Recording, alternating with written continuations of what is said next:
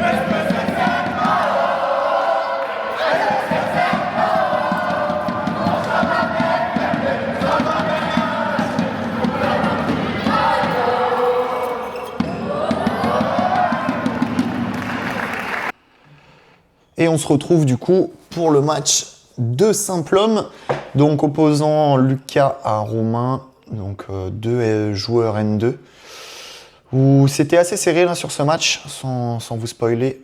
C'était un niveau à peu près équivalent, donc c'était très intéressant. Et du coup, là pour aujourd'hui, on va analyser donc les différentes trajectoires, un petit peu la stratégie de jeu en simple à ce niveau-là. Et vous aussi, ce qu'il va falloir corriger pour atteindre un petit peu plus ce niveau, pour que vous puissiez vous en rapprocher, qu'est-ce qu'il faut travailler. Et du coup, sur les bases techniques, donc technique, je vous rappelle, hein, c'est quand on parle juste de la frappe, donc les différents positionnements pour effectuer une bonne frappe, les différents placements, qu'est-ce qu'il faut faire pour effectuer une bonne frappe. Voilà. Donc pour ça, je vais vous demander de aussi bosser un petit peu, c'est-à-dire que il va falloir mettre pause quand vous n'avez pas compris, parce que du coup, je vais enchaîner, je vais vous donner pas mal d'infos sur les différentes situations. Voilà.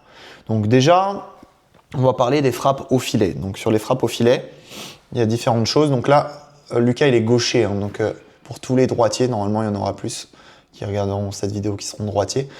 Il va falloir du coup inverser les jambes quand je parlerai des positionnements d'orientation de jambes et tout ça. Donc du coup, on commence par les frappes au filet.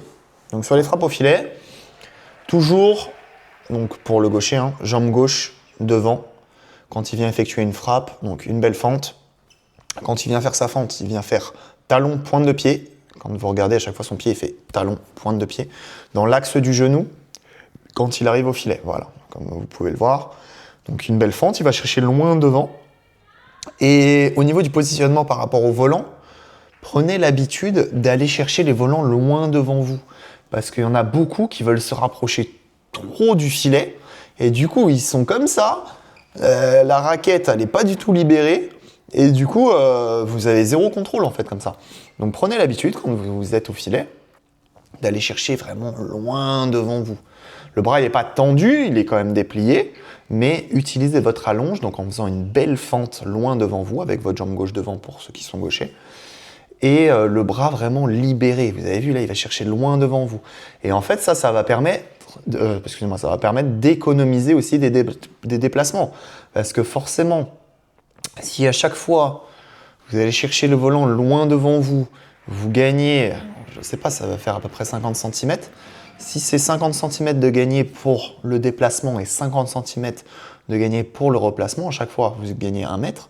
Et sur ce mètre, imaginez, sur chaque déplacement, sur chaque situation où vous allez au filet, déjà, vous avez plus de contrôle, donc vos trajectoires sont meilleures.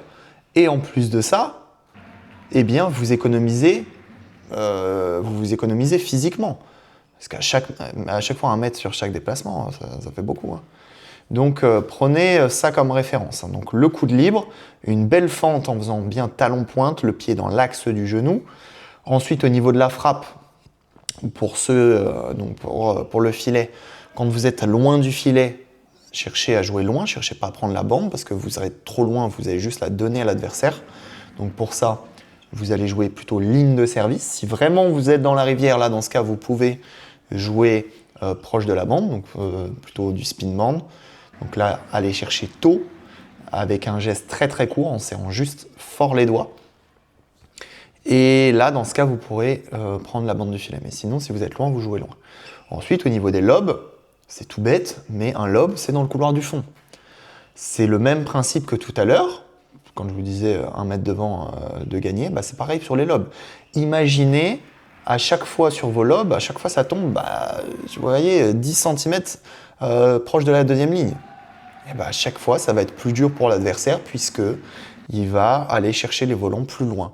S'il va chercher les volants plus loin, il y a deux choses positives. C'est-à-dire que, première chose, à chaque fois il va chercher plus loin, donc à chaque fois il utilise un petit peu plus physiquement, il doit se reculer plus, il doit aussi faire un petit peu plus de replacement, donc le terrain est plus grand, ça sera plus difficile pour lui. Ça c'est la logique pure. Deuxième logique, ça va être une logique un petit peu plus tactique. Si il est vraiment deuxième ligne, il ne pourra pas faire de full smash. Là, vous voyez, vous avez vu, il pourra pas faire de full smash. Donc, soit il va amortir, soit il va dégager, ou à la rigueur, il va faire des demi-smash proches des lignes, avec de l'angle et tout ça. Ça, ok, il peut faire ça. Mais dans tous les cas, vous serez moins inquiété par sa frappe, puisqu'il sera plus loin. Le cas inverse, s'il est première ligne, il va pouvoir faire full smash, proche des lignes, vous aurez moins le temps de lire la trajectoire, et donc là, la frappe adverse sera beaucoup plus dangereuse. Vous voyez un petit peu cette logique de lob. Et ça, on parle juste d'un lob, d'une frappe que tout le monde pense maîtriser. Parce que si on demande à tout le monde, est-ce que tu sais faire un lob, ils vont tous nous dire, bah oui, je fais un lob, regarde, tiens. Mais en fait, non. La maîtrise, c'est une question de point de vue, parce que on essaie toujours de comparer, en fait. Si vous voulez un bon lob, le bon lob, ça dépend où vous mettez votre critère en fait. Si votre critère c'est vraiment à chaque fois sur 20 lobes, eh bien sur les 20 lobes il y en a 18, 19 qui tombent 10 cm devant la ligne ou au niveau de la ligne, peut-être que pour moi en tout cas c'est maîtrisé. Mais si par contre sur les 20 lobes, votre critère, votre précision, elle est d'ordre de je sais pas, 50%, c'est pas maîtrisé. Et donc pour ça, ça va être vous et votre exigence. Et en fait, si vous mettez une exigence quand même qui est assez grande, eh bien vous pourrez progresser. Mais si à chaque fois vous vous dites ok, ça c'est acquis, alors qu'en fait la précision n'est pas au rendez-vous, c'est peut-être pour ça aussi que en match vous voyez pas forcément de différence. Donc vous avez vu, c'est des petits détails, mais cherchez à chaque fois cette exigence, cette perfection, cette rigueur dans des frappes simples. Ok ? Donc là, on a parlé juste du filet. Vous avez vu, à chaque fois, c'est la même chose. Si on prend les adversaires, c'est pareil. À partir de ce niveau-là, ils maîtrisent le filet, c'est toujours les mêmes postures. Donc ça, c'est pour les lobes. Ensuite, quand vous êtes plutôt sur les phases défensives, vous avez vu, une fois qu'il a fait un lob, dans l'idéal, il faudrait qu'il fasse jambes parallèles au moment où Lucas tape. Donc là, on regarde le premier joueur, le joueur de Beauvais. Dès qu'il lève, hop, au moment où il tape, jambes parallèles pour pouvoir aller sur les côtés. Vous avez vu, là, Lucas, normalement, ça a été à peu près pareil, voilà. À partir du moment où vous voyez les adversaires prendre en revers, là, dans ce cas, vous pouvez mettre votre jambe côté raquette un petit peu plus devant parce que normalement, il ne va pas trop pouvoir se matcher. C'est un peu ce qu'on disait tout à l'heure. Donc du coup, ça c'est sur les phases défensives. Sur les phases défensives aussi, d'un point de vue technique, quand vous êtes en défense, mettez quand même haut du corps vers l'avant, les jambes fléchies, et quand l'adversaire tape, du coup, jambes parallèles. Voilà. Parce qu'on favorise toujours la trajectoire la plus dangereuse, à savoir le smash. À partir du moment où vous levez, la trajectoire la plus dangereuse, normalement, c'est le smash. Ok? Donc ça, très important. Ensuite, sur la technique, donc favoriser quand même une légère prise raquette en revers, donc avec le pouce sur le grand méplat. C'est pas comme en double où vous allez être vraiment full prise revers, ça va être léger parce que c'est plus facile de passer de la prise revers à la prise coup droit que de la prise coup droit à la prise revers. Donc si tout de suite vous avez une légère prise revers, eh bien si ça tombe côté revers, vous y êtes déjà. Si ça tombe côté coup droit, eh bien vous aurez plus de facilité à faire vos changements de prise. Okay, donc ça, c'est d'un point de vue technique sur la défense. Très important. Après, d'un point de vue tactique, la plupart du temps, on va essayer de faire la trajectoire la plus grande pour l'attaquant, donc souvent la diagonale. Donc si vous voyez que l'adversaire tape smash droit, vous allez plutôt faire défense courte croisée, et s'il fait smash croisé, plutôt défense courte droite. Mais évidemment, ça, c'est toujours, comme je vous dis à chaque fois, en fonction de l'adversaire. Si vous voyez que les adversaires ont plus de mal à faire certaines frappes, vous allez accentuer ça. Si jamais vous voyez que l'adversaire a plus de mal sur certains déplacements, vous allez éventuellement accentuer ce déplacement-là. Okay, c'est toujours pareil par rapport à l'adversaire. Toujours. Ensuite, du coup, le fond de cours. Donc c'est là où il y a beaucoup de choses à dire aussi. Le fond de cours, donc différents déplacements, différentes frappes. Donc quand vous êtes fond de cours coup droit, là je regarde par rapport à ce que vous avez vu juste avant. Fond de cours coup droit, ici vous n'allez pas faire le pivot. Vous avez vu, vous ne faites pas le pivot. Ensuite, si vous faites un dégagement, donc vous avez vu, si vous remettez juste avant, il a fait un dégagement, il va avancer sa jambe droite, et après, soit il va le faire en 3 temps, il va faire j'avance ma jambe droite, j'avance ma jambe gauche, et ensuite reprise d'appui parce qu'il a fait un dégagement. Et reprise d'appui, du coup, jambe parallèle. Ou soit il va faire en 2 temps, il va faire un dégagement, ensuite il va faire juste j'avance ma jambe droite et jambe parallèle. Évidemment, là on parle du joueur de Beauvais, hein, parce que Lucas, c'est l'autre, il est gaucher, donc c'est un peu différent. Donc on va refaire la même situation, on va essayer de la retrouver. Si à chaque fois il lève, donc là il est en revers, c'est différent. C'est toujours la même chose. Il va, bon, du coup là on ne l'a pas vu, mais vous avez compris. Au pire, vous remettrez la situation. Mais du coup, c'est à peu près similaire pour tout le monde. Vous faites un dégagement, vous êtes en fond de cours coup droit, vous avancez votre jambe droite, et après reprise d'appui jambe parallèle, parce que vous allez être en défense. Et du coup, vous allez favoriser la trajectoire la plus dangereuse, à savoir le smash. Ensuite, quand vous êtes fond de cours côté revers, donc là je parle juste des jambes, fond de cours côté revers, vous allez du coup faire le pivot la plupart du temps, faire le pivot et repasser votre jambe droite devant. Donc au moment du déplacement pour aller au volant, vous mettez votre jambe droite derrière. Et au moment, donc là voilà, il met la jambe droite derrière, et au moment où il tape, il replace sa jambe droite devant. Tout ça pour rentrer dans le terrain, ça c'est très important d'un point de vue technique, vraiment rentrer dans le terrain, avancer dans votre terrain, ça sera plus facile pour votre replacement et en plus, votre frappe sera plus impactante. Donc là on parle juste des jambes. Ensuite, si vous prenez évidemment en revers, vous êtes dans le retard, et bien là dans ce cas-là, retournez-vous, vous regardez bien le volant, vous tapez le volant au niveau de la tête, donc l'impact à peu près au niveau de la tête, si possible plus haut quand même, enfin la raquette plus haute que la tête, mais toujours cet impact-là où vous vous retournez, j'arme et je frappe. Et cette notion d'armer, elle est hyper importante, que ce soit sur du retard ou sur, enfin tout le temps en fait, filet, fond de cours, tout le temps. À chaque fois, dès que ça part de la raquette de l'adversaire, genre là, il faudrait qu'il arme. À chaque fois. Donc que ce soit au filet, où vous allez armer tôt devant, ou alors en fond de cours, où vous allez tirer votre coude et aller chercher loin derrière vous. Donc là, il a fait feignant, il a pris un revers. Voilà. Tac, on va essayer de trouver une situation où Lucas il lève. Voilà, là, bon, il prend en revers. Ok, ça se match. Vous avez vu là, Lucas, il arme derrière, loin derrière, chaque fois. Donc là, il arme et après il frappe. Un petit peu déséquilibré, c'est pour ça qu'il a loupé sa frappe, mais à chaque fois, vous venez tirer le coude, vous mettez votre bras gauche pour les droitiers. Votre bras gauche loin devant pour viser équilibré. Ça va vous permettre aussi de deux choses. Hein. Le bras équilibrateur, ça va vous permettre de viser. Donc, pour bien taper le volant, bien taper dans le centre du cordage, ça va vous aider. Ça va vous servir de viseur.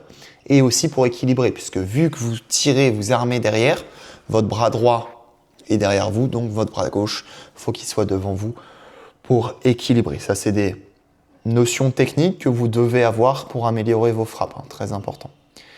Donc ça, c'est la base pour le fond de cours. Donc là, on repasse avec Lucas qui est devant nous, donc version gaucher. Sur la version gaucher, c'est le même principe. Hein. Tout ce que je dis, ça marche pour les deux, hein, évidemment. Donc là, il serre, tac, là, il va en fond de cours, il arme tôt. Et vous avez vu, quand il est en fond de cours côté coup droit, saut chinois la plupart du temps.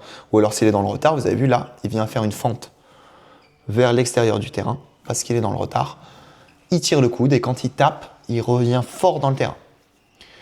Et puis après, en fait, ce qui va être super important à retenir pour vous, c'est que votre technique, que ce soit la technique de déplacement, va être vachement en lien par rapport à votre frappe. Si vous faites telle ou telle frappe, eh bien, vos déplacements seront sans doute différents. Regardez, en fait, déplacement-replacement, comme on disait tout à l'heure, au filet. S'il est au filet, il vient faire un contre-amorti. La plupart du temps, il va garder, donc là, on parle de Lucas, hein, sa jambe gauche devant.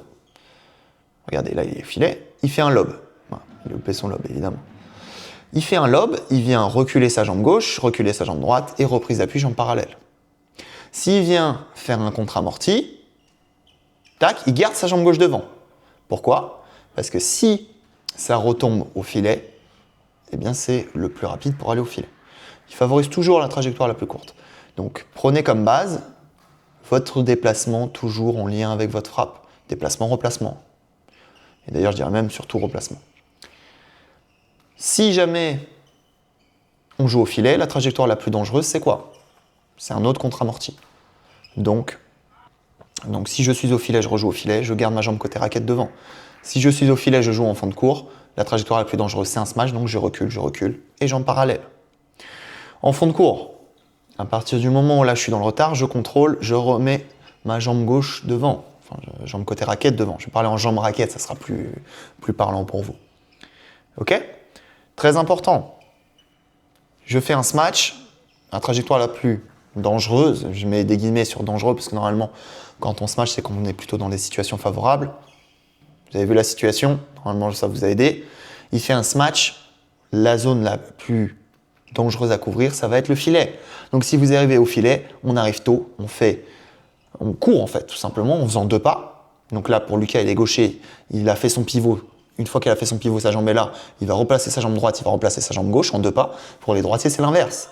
Je viens faire mon smash, saut pivot, je ramène ma jambe gauche, je ramène ma jambe droite et j'arrive tôt au filet. C'est toujours des enchaînements de frappes, c'est toujours des options que vous allez prendre. Dans ce que je vous dis, il n'y a rien d'universel. Vous pouvez, si vous anticiper, ça veut dire encore une fois que vous savez où l'adversaire va jouer, c'est différent des options. Si vous savez où l'adversaire va jouer, vous avez le droit de faire autrement. Par exemple, je joue au filet, je suis au filet, je joue au filet, je mets ma jambe droite devant, et ben j'ai le droit de passer ma jambe droite derrière, anticiper et faire 1-2 smash si ça lobe. Surtout si ça lobe côté coup droit. Vous savez que l'adversaire fait beaucoup de lobe côté coup droit. Vous avez pris l'avantage, vous avez le droit de prendre cette option, de reculer votre jambe raquette, et si ça tombe sur votre côté coup droit, vous faites 1-2 smash. C'est des options. Option, les différentes anticipations. Option, c'est je pense qu'il va jouer là, donc si ça joue là, je le fais mal. Et si ça joue pas là, je réoriente mes appuis. Anticipation, c'est vraiment quand vous savez où l'adversaire va jouer. Et là, si ça joue là, c'est point fini, quoi. Ok? Donc ça, cette notion d'anticipation de jeu de jambes, c'est vraiment des points qui vont être important pour progresser et ne plus jouer à l'instinct. Parce qu'en fait, il y en a énormément qui jouent à l'instinct, qui jouent sans savoir pourquoi ils font une frappe en fait. À chaque fois, vous tapez pour attendre quelque chose en retour. C'est vraiment hyper important. Si vous tapez, vous faites des trajectoires aléatoires, vous faites des trajectoires juste pour envoyer le volant, ça ne marche pas. À chaque fois, votre orientation de jambe, ça doit être par rapport à ce que l'adversaire peut faire ou va faire. Votre frappe, le choix de votre frappe, c'est aussi en fonction de ce que l'adversaire n'aime pas ou aime. Si vous faites une frappe, c'est parce que l'adversaire est en difficulté ou a du mal sur ces frappes-là. Point fort, point faible. C'est aussi par rapport à ce que vous pouvez faire. Vos qualités, vos points forts, vos points faibles. Tout ça, ce sont des choix. Mais à partir du moment où vous avez le choix, c'est que vous ne jouez plus instinctivement. Si vous jouez en réaction, vous n'avez pas le choix de votre frappe, ça me pose problème. Parce que là, ça veut dire que c'est l'adversaire qui a l'ascendant sur vous. À partir du moment où vous avez le choix de faire plusieurs frappes, c'est que normalement, vous jouez en action. Et ça, c'est bon. Donc, on cherche toujours à jouer en action, on cherche toujours à jouer par rapport à un adversaire, à faire différents choix de frappe. Évidemment, il y a des situations où on aura moins le temps de choisir, mais on a quand même la possibilité de faire telle ou telle frappe. Donc ça, c'est vraiment hyper important. Et puis après, d'un point de vue technique, c'est comme je vous disais tout à l'heure, les bases pour effectuer une bonne frappe, vous devez les retenir. Donc au filet, cette notion, jambe côté raquette, fente, coude libre, bras, quand vous êtes en fin de cours, bras équilibrateur, bien se placer par rapport au volant, bien armé, cette notion d'armé, donc tirer le coude, ça c'est vraiment des bases qu'il faut travailler pour effectuer une bonne frappe. Si vous effectuez une bonne frappe, vous aurez une bonne trajectoire. Si vous avez une bonne trajectoire, vous pourrez faire mal à l'adversaire. Si vous faites mal à l'adversaire, eh bien vous marquerez le point. Vous voyez, mais je veux que vous marquiez le point parce que évidemment il y a deux façons. Soit vous marquez le point, vous faites tomber le volant au sol, soit l'adversaire fait une faute. Évidemment, si vous voulez progresser, il va déjà falloir s'entraîner à ne plus faire de fautes. Donc vraiment à s'entraîner avec des timings longs, donc de la routine longue, de s'entraîner, de faire à chaque fois, je ne sais pas, par exemple 4 minutes routine, effectuer des bonnes frappes, avoir une bonne technique, automatiser le tout en comprenant les choses et puis aussi avoir cette notion de j'ai envie de mettre le volant par terre. Pas attendre la faute de l'adversaire parce que du coup, après, arriver à un certain niveau, les adversaires font de moins en moins de fautes. Et encore là, je trouve que Lucas fait énormément de fautes. Bon, après, c'est dû à plusieurs facteurs. C'est parce qu'aussi, il fait ses études un peu plus loin, il s'entraîne beaucoup moins. Donc, c'est ça aussi un lien, vous voyez. Mais s'entraîner à plus faire de fautes, c'est très important. Après, évidemment, vous allez toujours en faire, mais il faut en limiter le plus possible, surtout les grosses fautes directes. Ok ? Allez, on va juste regarder la fin du match. Bam. Donc j'espère que ça vous a aidé là, surtout pour du simple homme. Allez là. Et c'est une erreur. Il a ragé, j'ai cru qu'il allait rentrer dans la caméra carrément. En tout cas, victoire de Lucas pour ce match. Et puis on se retrouve juste après. Donc là, pour parler du double homme qui va être différent. Alors, sur le deuxième match, du coup, le double homme. Donc là, ce qu'on va regarder un petit peu plus, ça va être les différences par rapport au simple. Où en fait, sur les choix de frappe, donc tout à l'heure, on était sur du filet, vous avez vu, en double, en gros, au filet, vous n'allez pas arriver comme ça. Là. Vous savez, la fameuse situation en simple, où vous avez à peu près la raquette au niveau de l'épaule. Là, dans l'idéal, en double, en fait, vous allez toujours arriver tamis au-dessus de la main au filet. Et au niveau des choix de frappe, si jamais vous êtes main basse, donc la raquette en dessous du filet, vous allez plutôt lober. Parce que en fait, si vous cherchez à jouer au filet alors que vous êtes main basse, comme il y a un adversaire qui est devant, il va venir killer. Et du coup, c'est pas forcément productif. Donc l'idéal, c'est toujours d'arriver tamis au-dessus de la main. Ici, vous avez le choix. Donc soit faire un contre-amorti, un bloc, agresser à plat, venir lober. Mais dès que vous êtes sur le filet, prenez l'habitude de relever. Parce que sinon, vous allez vous faire punir en fait rapidement. si vous cherchez à rejouer les filets. Ok.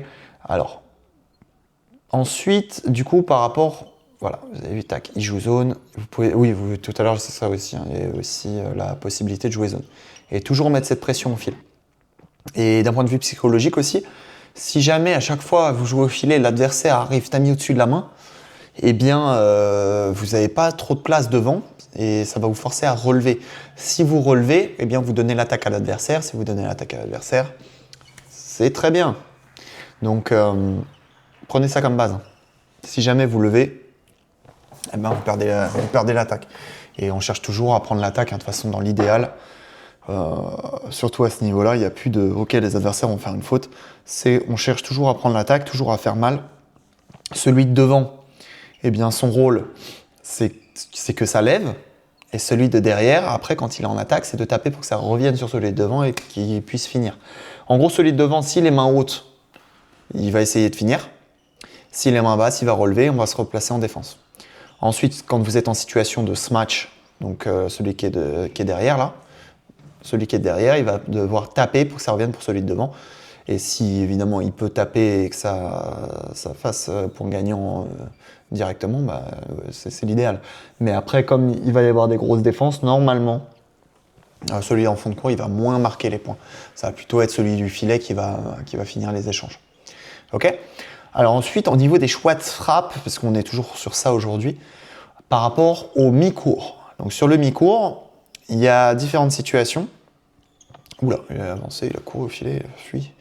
Quand vous êtes en mi-court, vous allez surtout, comme tout à l'heure, chercher à prendre l'attaque. Après, prendre l'attaque en double, ça va être beaucoup de blocs.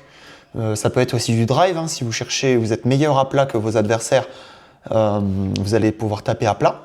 Taper à plat, avancer, mettre la pression. Donc du drive, on avance, on tape, on enchaîne. Ou alors sinon bloquer. Mais si vous bloquez, il faut toujours que ça passe vite le filet et ensuite ça ralentisse, qui est toujours du poids. S'il n'y a pas de poids, en fait, ça va juste donner le filet à l'adversaire parce qu'il va arriver tôt et hop, il va venir ici et ça va vous faire perdre l'attaque. Si en revanche, il y a toujours du poids et que c'est descendant, on en revient à la situation au filet où s'il est main basse, il va relever. Donc s'il y a du poids et que c'est descendant, vous gagnez l'attaque. Vous avez vu là, ça monte un petit peu. Donc là, il est toujours en attaque. Oula, où il veut. Ok. Et pam. Donc là, ils sont en attaque. Il est main basse, il relève. Et là, derrière, il a tapé pour que ça revienne sur celui de devant. Et celui de devant a fini. Ok. Très important. Tac, il est en attaque. Yes. Vous avez vu, ça va être les rares situations où vous allez marquer le point à partir du fond de cours. Donc du coup, quand vous êtes à mi-cours, en fonction des adversaires, si vous voyez que vous les bouffez à plat, eh bien, vous allez pouvoir rentrer sur du drive enchaîné, drive enchaîné. Dans tous les cas, il faut toujours enchaîner vos frappes. Hein. Vous tapez, vous enchaînez. Parce que si vous tapez, vous avez ensuite la raquette dans les chaussettes, ça c'est pas bon. D'un point de vue technique, vous allez vraiment faire relâcher serré, on arme tôt. Et sur du drive, vu que c'est un jeu qui revient vite et sur des trajectoires tendues, donc normalement des trajectoires plates, il faut vraiment que votre raquette soit devant vous, prête à enchaîner. Normalement, je vous embête pas trop avec ça sur le fait de lever votre raquette, mais lever votre raquette, c'est pas là. Hein. C'est juste taper, enchaîner avec la raquette devant vous. Parce que si sur du drive, vous n'êtes pas bon, c'est peut-être en partie à cause de ça, parce que vous n'enchaînez pas. Et du coup, si vous faites des grands gestes, vous envoyez tous les pôles dedans, si ça revient aussi vite, eh ben, vous allez juste prendre le prochain volant dans le nez, et c'est pas forcément agréable. Donc, si vous voyez que vous avez l'avantage d'un point de vue du drive, du jeu à plat, ok, faites. Sinon, pour garder l'attaque, plutôt venir bloquer avec des trajectoires avec du poids et toujours favoriser le mi-court. Si vous êtes en fond de cours un petit peu un derrière, un devant, celui de derrière, eh bien, il vient toujours favoriser le mi-court, là, pour pouvoir prendre l'attaque. Bon, là, après, je suis un peu nonchalant. Mais du coup, hey, bim, voilà, toujours enchaîner, taper, enchaîner, taper, enchaîner. Ok. Toujours favoriser mi-court. Avoir une bonne trajectoire à mi-court. Et après, dès que les adversaires tapent, si ça relève, là, dans ce cas, on pousse fort, on fait 1-2 et on attaque. 1-2 ce match. Après, vous avez vu au niveau des choix de frappe au filet, vous avez deux options, hein, grosso modo. Il n'y a pas trop de contre-amorti. Ça va être soit je suis main haute, je viens killer, ou alors bloquer. Mais bloquer, c'est plutôt ligne de service. C'est pas un contre-amorti spin comme en simple. Quand vous êtes en fond de cours, en fait, en fond de cours, la plupart du temps, vous allez descendre les volants. Hein. Je vous laisse compter le nombre de dégagements qu'il y a eu. Il n'y en a pas beaucoup. Hein. À partir du moment où ils sont main haute, en fond de cours, ça va être amorti ou smash. Prenez la base du smash pour marquer le point. Et puis après, vous venez armer comme si vous smatchiez. Et si vous devez amortir, vous fixez un petit peu. Et vous ralentissez le geste. Mais dans tous les cas, il faut que ça passe vite le fil. Donc d'ailleurs, en choix de frappe, grosso modo, amorti smash quand vous êtes en fond de cours. Quand vous êtes au filet, bloc ou kill. Et si vous êtes sous le filet, plutôt lob. Et à mi-cours, donc plutôt du drive, plutôt du bloc. Et de temps en temps, on va être ici, on va relever. Je ne sais pas trop comment vous appelez ça. Ça peut être un lob, ça peut être je sais pas, un dégagement, je sais rien. Vous appelez ça comme vous voulez. À partir du moment où vous êtes à mi-cours, vous avez vu. Il y a aussi du coup les phases défensives. Sur les phases défensives, du coup à mi-cours, soit défense courte, soit défense tendue, soit défense longue. Et ça, ces choix de frappe, vous allez les faire en fonction des adversaires. Si vous voyez que l'adversaire de devant est vachement avancé, je vous conseille de plutôt faire défense tendue. Si vous voyez qu'il est plutôt reculé, plutôt faire défense courte avancée si vous voyez de l'espace. Et pour que les attaques soient moins fortes, cherchez un petit peu de patience, de volume aussi. Vous avez le droit de faire des défenses longues pour faire bouger les blocs offensifs et pour pouvoir récupérer l'attaque après. Okay. D'un point de vue technique, pour la défense, donc là on est complètement sur prise revers. Il n'y a pas de prise coup droit en position d'attente. Prise revers, et vous allez défendre ici, ici, ici, ici, ici, ici, ici. Et c'est vraiment sur votre côté droit, sur aller 20% du temps, si tu tapes côté coup droit, que là vous allez changer vos prises et prendre en coup droit pour faire les défenses qu'on a citées tout à l'heure. Mais sinon, plupart du temps, prise revers, défense revers. Vous allez être plus à l'aise. Et là, vraiment, il faut se placer en face de celui qui est attaqué, celui qui est sur la trajectoire droite, en face de celui qui est attaqué. Et donc, regardez, là, il vient se décaler et toujours en face du volant, en fait. C'est un peu plus simple dit comme ça, en face du volant. Et l'autre, son partenaire en défense, doit se placer en fonction. Donc, si vous levez vraiment couloir, eh ben, moi, je me place couloir et mon partenaire va se placer un petit peu plus centre. Si je lève milieu du demi, donc milieu du demi, attendez, on va trouver la situation. Genre là, voilà, mon partenaire se met au milieu du demi et moi, je me mets au milieu du demi de l'autre côté. Ok? Ou l'inverse, enfin, je ne sais plus dans quel sens, mais bref, vous avez compris.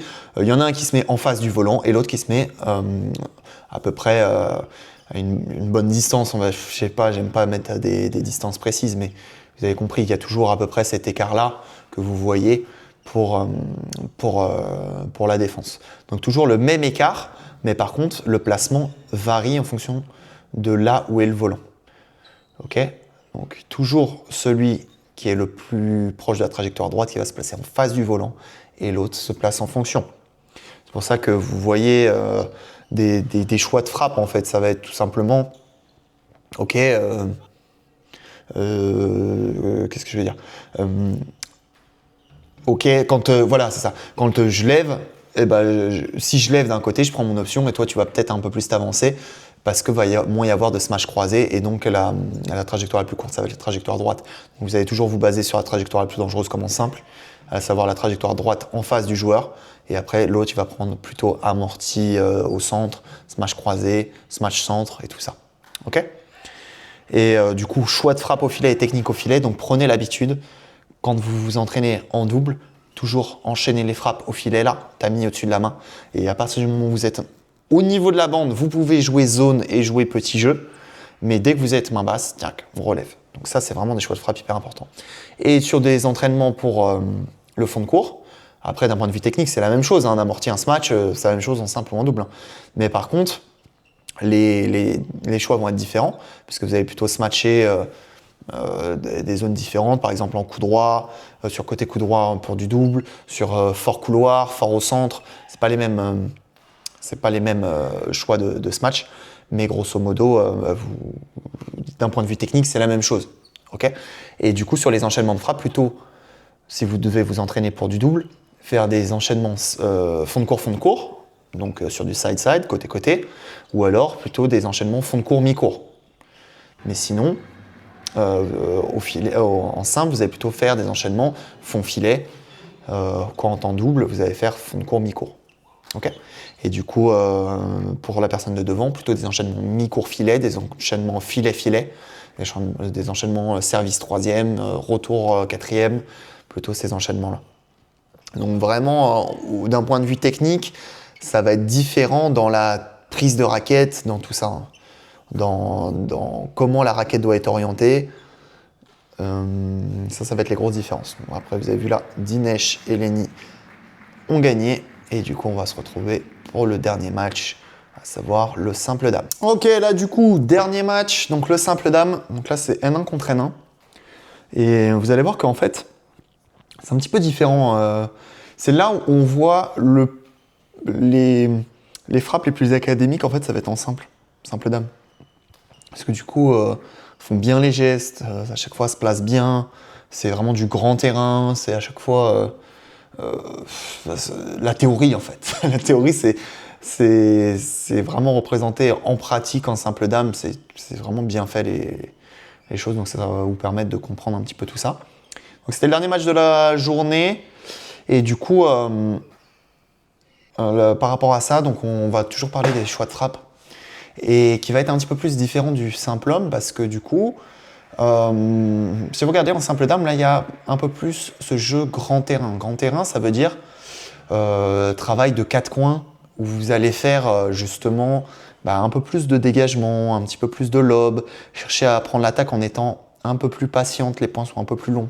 Si vous regardez un simple homme de tout à l'heure, c'était un peu plus de smash, un petit peu plus de frappes descendantes, de gros matchs lourds, taper en avançant, match essuie et tout ça.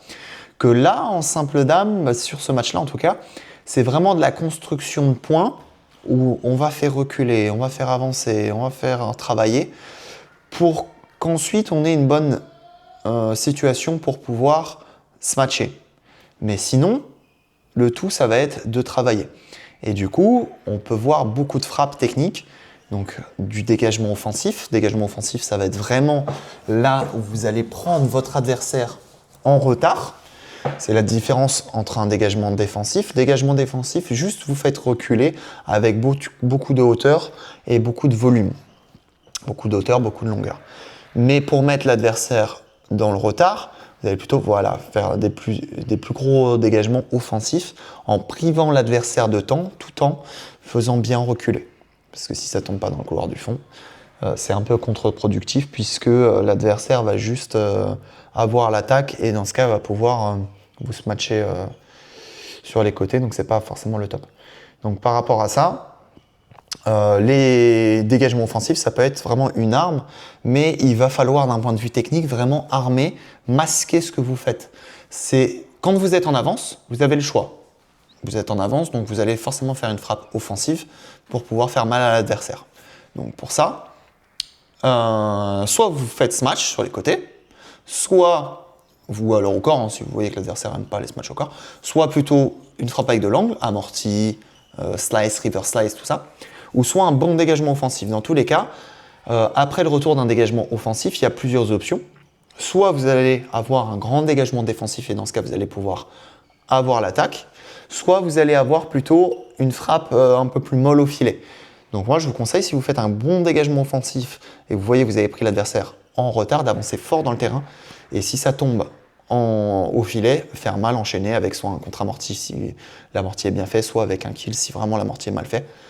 Mais toujours, ces enchaînements de frappes, tapez pour le coup d'après.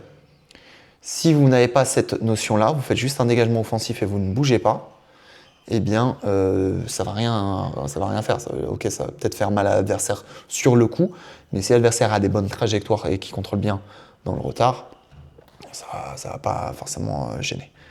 Donc, vous avez vu. Ensuite, du coup, par rapport à votre frappe en fond de cours, quand je vous dis armé, fixé, Prenez comme base votre smash. Votre smash, ça va être votre base de l'armée. Faites toujours comme si vous smatchiez. Ensuite, si vous faites un amorti, juste vous ralentissez le geste, mais vous montrez un smash.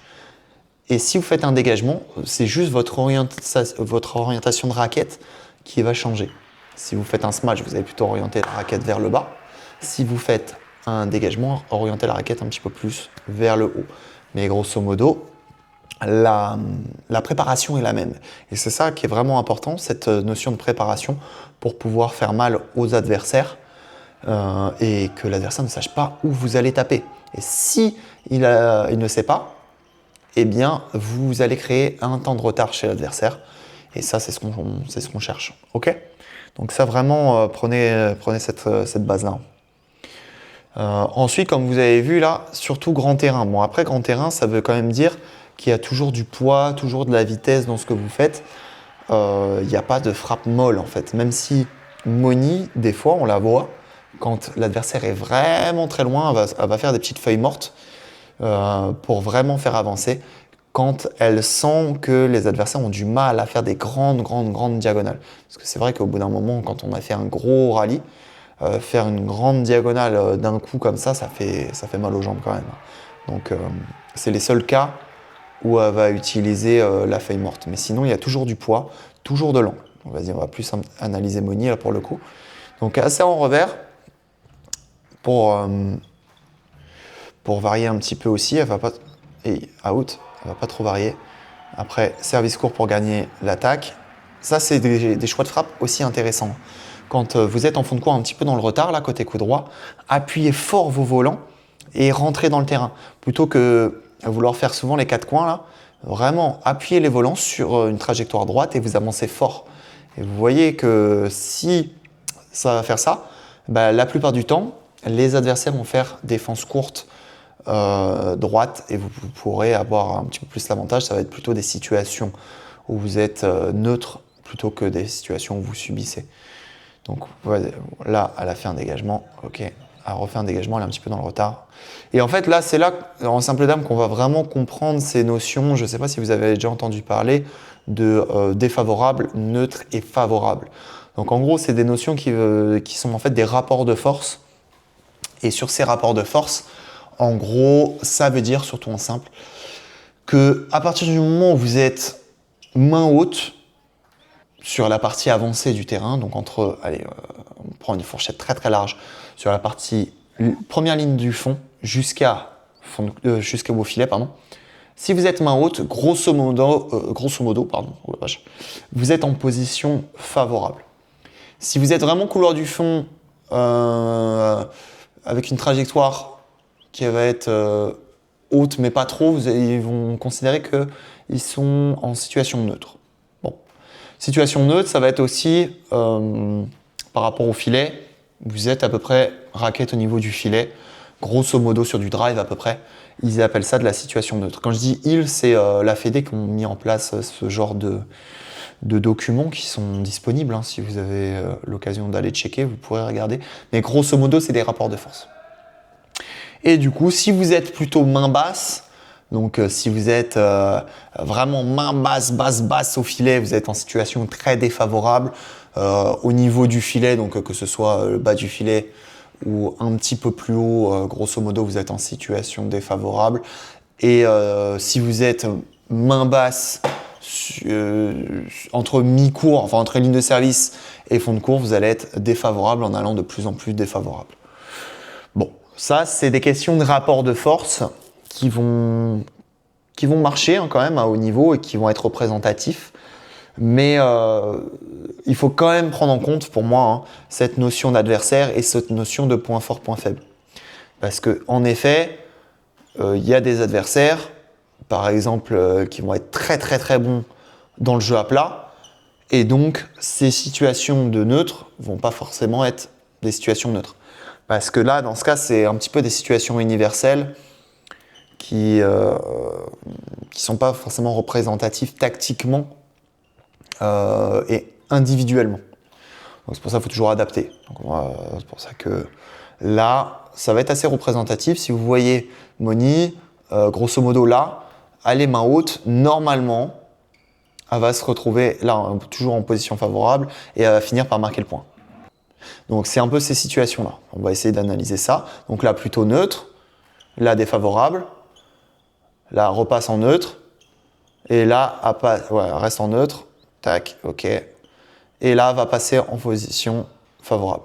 Évidemment, dans ces tableaux-là, la faute directe n'existe pas, parce que, évidemment, normalement, si vous êtes en position favorable, vous êtes censé avoir beaucoup plus de chances de marquer le point. En soi, Moni, là, c'était le cas. Elle avait plus de chances de marquer le point. Après, elle fait une faute directe, elle fait une grosse faute directe, elle perd le point. Mais si vous avez beaucoup d'entraînement, normalement, c'est pas censé arriver, mais il faut toujours adapter par rapport à votre classement, à votre niveau.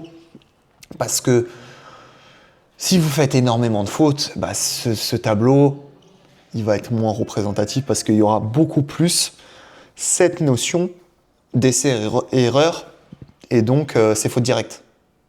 S'il y a ces fautes directes, bah, il n'est pas pris en charge mathématiquement, hein, évidemment. Là, on part du principe qu'il va falloir mettre le volant par terre et du coup, pour avoir le plus de chances d'avoir le volant par terre, eh ben, c'est d'arriver ça au-dessus du filet et finir, quoi, évidemment. En gros, pour grossir le tableau, c'est à peu près ça. Donc ensuite, vous avez vu, là, si on regarde que Moni, c'est bien fait à chaque fois, hein, les trajectoires, d'un point de vue technique corporel, les trajectoires sont bien faites. À chaque fois, elle arrive au filet, à l'arme tôt. Quand elle est en fond de cours, à l'arme ici. Il suffit de dire ça pour qu'elle fasse une faute de service. Et vous avez vu en simple dame aussi, ce qu'on voit, c'est quand les adversaires, quand les joueurs ont le temps, eh bien, en fond de cours, vous avez vu des grosses cloches, elles vont faire jambe gauche, jambe droite, et après elles vont taper. Je ne sais pas si vous voyez la situation, mais en gros, regardez, on va essayer de voir, là ça fait jambe gauche, jambe droite, et je tape en avançant. Et ça va être pour bien rentrer dans le terrain, et je vous conseille de le faire si vous êtes en simple. Vous prenez le temps de bien vous placer par rapport au volant. Vous faites jambe gauche, jambe droite, et au moment où votre poids est sur votre jambe droite, vous tapez en poussant fort et en rentrant dans le terrain. Ça va vous permettre, parce que des fois on va un petit peu galérer. Je vois souvent des joueuses ou des joueurs qui galèrent quand on lui fait des grands services bien ou bien loin. Ils savent pas trop quoi faire et du coup ils paniquent un petit peu. Et du coup dans ce cas-là, faites bien ça. Vous vous placez, jambe gauche, jambe droite, et après, vous faites un choix comme vous voulez. Hein. Vous pouvez descendre les volants. Après, ça va être toujours par rapport à un adversaire. Donc je sais pas. Non, la Moni, on va pas forcément le voir parce qu'elle va être loin. Et du coup, Lisa, la fille en face, vu que Moni a ses recours, on va moins le voir. Ça va être sur des situations de service bien ou bien loin, ou alors des grands lobes bien ou bien loin. Et des trucs où vous avez le temps. Mais ça va être des situations favorables où vous êtes en attente. C'est différent de ces situations où du coup là, comme vous voyez, elle va être un petit peu dans le retard, elle va plutôt faire saut chinois. Vous avez vu là, au niveau du choix tactique, à lève, à partir du moment où elle lève sur la défense, elle va se décaler légèrement du côté où elle a levé. C'est pas vraiment au milieu son placement, ça va être légèrement du côté où elle a levé pour favoriser la trajectoire droite et pas et diminuer du coup cette frappe croisée où on va avoir un petit peu plus de temps pour y aller. Donc ça c'est pareil sur les lobes. À partir du moment où vous faites un lob, on va se décaler légèrement du côté où on a levé, jambes parallèles, pour favoriser la trajectoire droite qui est la trajectoire la plus courte. Ok, donc vous avez vu la Moni, elle a utilisé le centre aussi, c'est intéressant, pour fermer un petit peu l'angle. Ça varie aussi un petit peu, plutôt que toujours faire les 4 coins à chaque fois. Utiliser le centre, ça ferme l'angle, ça permet aussi de jouer un peu dans les pieds, voir comment les adversaires réagissent. Donc n'hésitez pas à accentuer ça. Vous voyez si ça marche, si c'est bénéfique.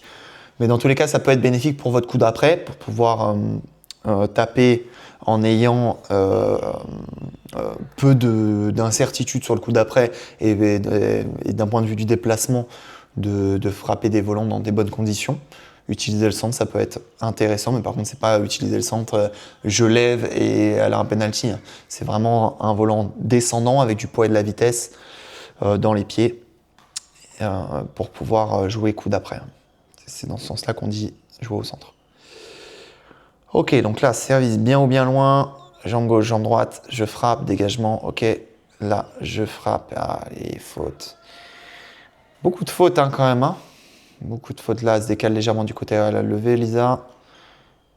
Elle est patiente, elle tape une fois qu'il y a beaucoup d'espace. Malheureusement, ça fait une faute, mais bon. Là, considérez que c'est bien joué. Hein. Ayez toujours un point de vue objectif sur ce que vous faites. Est-ce que c'était bien joué ou pas? Et si c'était bien joué tactiquement, refaites-le. Si c'était pas bien joué, le refaites pas. Mais c'est pas parce que vous avez fait une faute que c'était mal joué. C'est peut-être mal exécuté parce que vous n'avez pas forcément mis les jambes, parce que vous n'avez pas bien armé ou je ne sais rien d'un point de vue technique ce que vous avez fait. Mais c'est pas parce que vous avez fait une faute que c'était forcément mal joué. Hein. Ne vous dites pas, ok, c'est mal joué, je recommencerai plus, parce qu'après vous allez vous fermer dans des jeux, ça va vous crisper et en plus vous ne saurez plus quoi faire. Quoi. Okay, ça, vraiment, bossez-le. La rigueur, entraînez-vous sur ça. Pourquoi ça a marché, pourquoi ça n'a pas marché. Si ça a marché, ok, on le refait. Si ça n'a pas marché, est-ce que vraiment c'est tactiquement que c'était pas bien joué ou est-ce que c'est techniquement j'ai mal réalisé un truc et si c'est dedans, bah, je marquais le point. Quoi. Et vous allez voir que bien souvent, vous allez marquer le point parce que c'était bien joué tactiquement. Mais ayez cette autocritique sur ce que vous faites. Mais j'aimerais aussi sur vos matchs, là, sur tout ce qu'on a dit là, sur aujourd'hui, que vous puissiez avoir des retours sur vos entraînements. Quoi.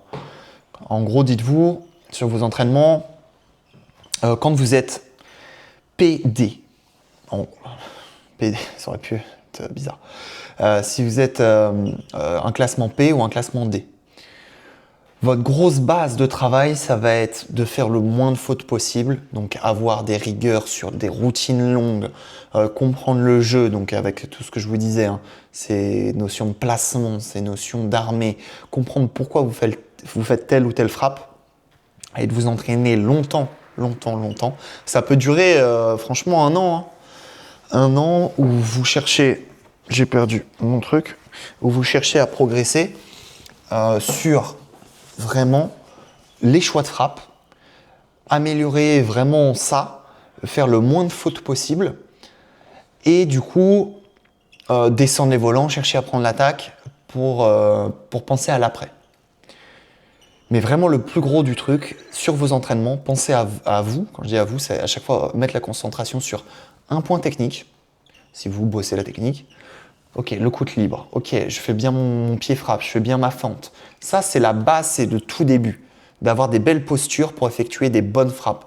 Quand vous êtes en P, c'est vraiment la priorité, c'est la technique, c'est effectuer des bonnes frappes, donc avoir des belles postures au filet, en fond de cours. En fond de course, c'est pareil, armé, bien se placer par rapport au volant, s'entraîner sur des frappes, des smash, des dégagements, que ça tombe dans les meilleures zones possibles. Ça va être vraiment le plus gros travail au début. Ensuite, une fois que vous avez passé D, ça va être renforcer ça, le faire longtemps, le faire bien, le faire mieux.